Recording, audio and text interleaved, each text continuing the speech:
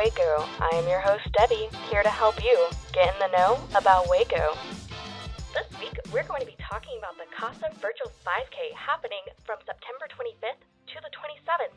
This week, we have a special guest. Go ahead and introduce yourself. I'm Lucas Land. I'm the Director of Communication and Development for CASA of McLennan County. Awesome. So tell me a little bit about yourself and what brought you to Waco. Well, originally I came to Waco for seminary, and then I stuck around for farming at World Hunger Relief. And then I was taken off to distant lands a couple different times, but Waco has definitely become home for me and my family. Awesome. And how did you get involved with CASA? Yeah, well, most recently we were living and working in Bolivia, and when we knew that we were coming home, partly because of the pandemic, we started looking for work, and I've worked in the school district and love working with nonprofits, and CASA had this position open, and I love the mission of CASA and the work that they do, and so I was really happy to be offered a position working with them. Yeah, and how long have you been with them now?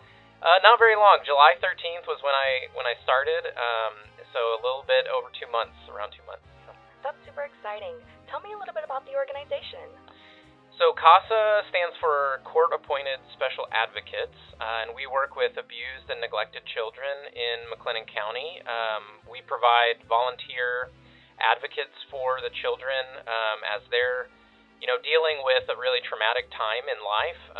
We provide training for volunteers who get to know them, spend time with them, and they do the work of gathering information on their case so that they can advocate for the best interest of the child to the court.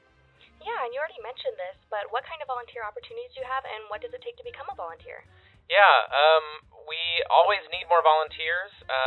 There are, any given day, around 700 kids in McLennan County that are in the foster care system, and we're able to serve around 230 of those kids. And so there's a gap between the kids that we're serving and the kids that need a CASA, and we would love for every kid to have a CASA. So CASAs are, it's a great volunteer opportunity.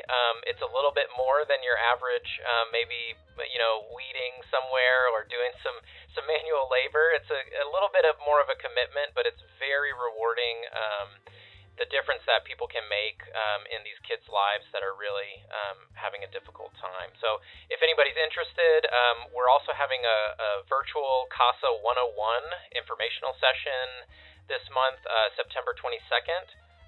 You can find out about that on our Facebook or on our website, or email me and get signed up for that to find out more and get started on the process.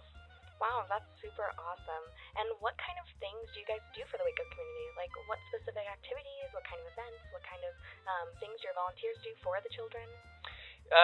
So the volunteers, the advocates, they, some of it is just spending time with the kids, building a relationship with them so that they feel more stable and have someone in their life that's a little more stable at a very unstable time.